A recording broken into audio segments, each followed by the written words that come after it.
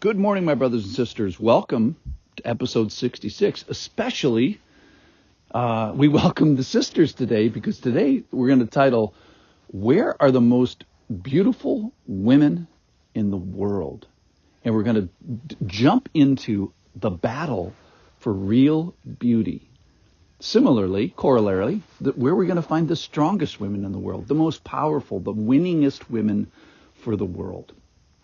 Well, the answer is, I'll just tell you, we're going to find them in the church.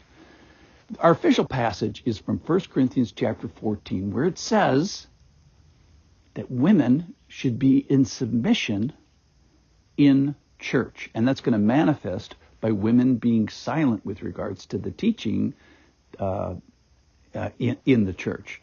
So it's a manifestation of their subjection. Now, take a step back, and I'm just going to put on my female hat for a second.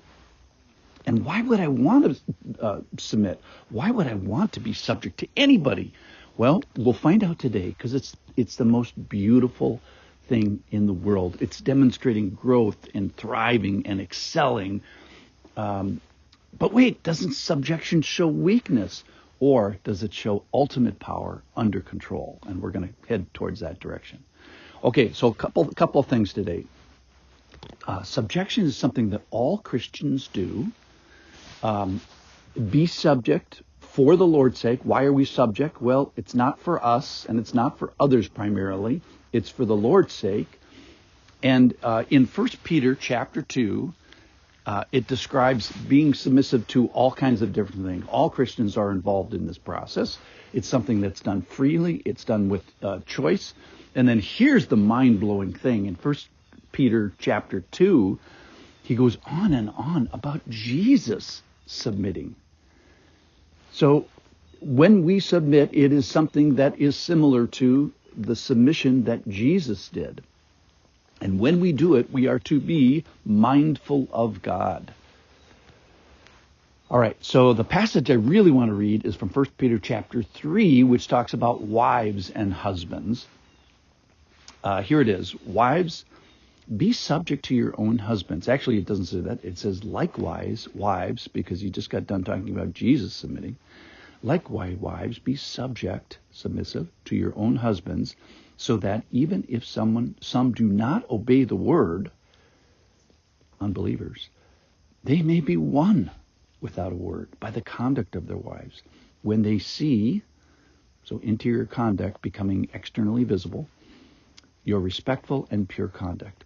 Do not let your adorning be external or merely external, the braiding of hair and the putting on gold jewelry or the clothing that you wear, but let your adorning be the hidden person of the heart, with the imperishable beauty of a gentle and quiet spirit, which in God's sight is very precious.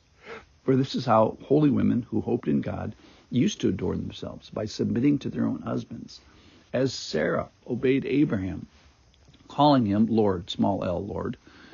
And you are her children if you do good and do not fear anything that is frightening. So we've already said that subjection is something that all Christians do, and we do it for the Lord's sake. It's something that Jesus did, so that you got that going for you. And it's something that wives do. Even wives witnessing and being in unbelieving husband marriages.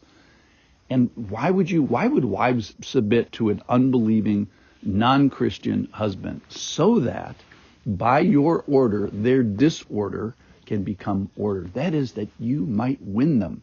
So the adornment of the heart, this precious, internal, imperishable, beautiful thing, which is primarily internal, spills out and becomes external.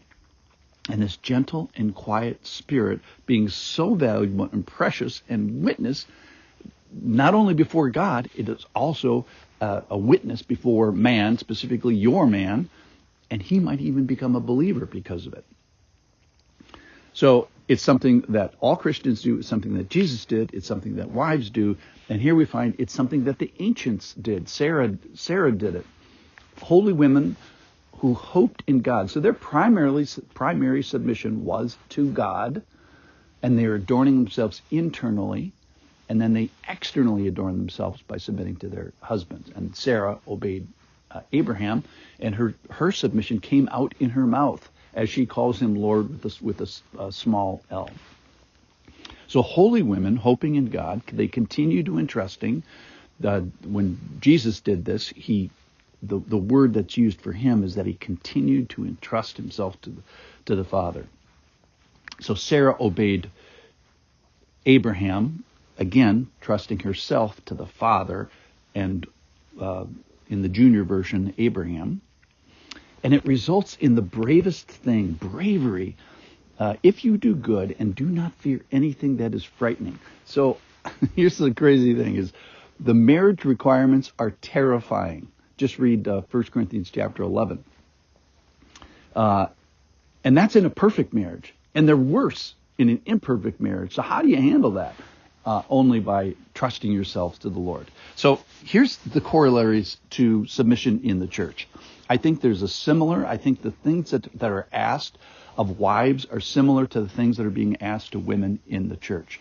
Silence and subjection is the bravest thing that can be done. It is seen by others, it's witnessed, and when they see your respectful conduct, who sees it in the church? Other men see it, women see it, children see it as examples.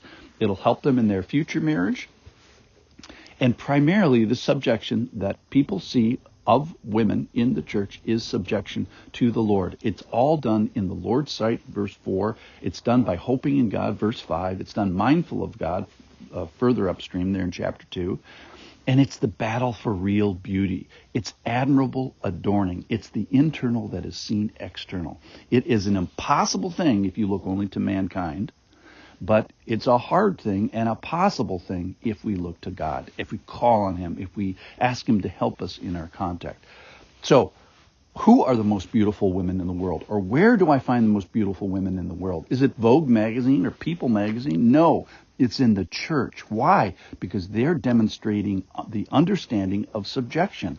It's in the hidden person of the heart, adorned with stuff that's more beautiful than gold and braided hair, etc.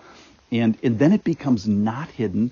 So what's done first for God's sight becomes to other people's sight. And you see people demonstrating in the person of their heart, hoping in God. And what is being spoken is actually what's silent in the church. So where do I find the most beautiful women in the world? They are in church. Where are the strongest women in the world? They are in church. Thanks for listening.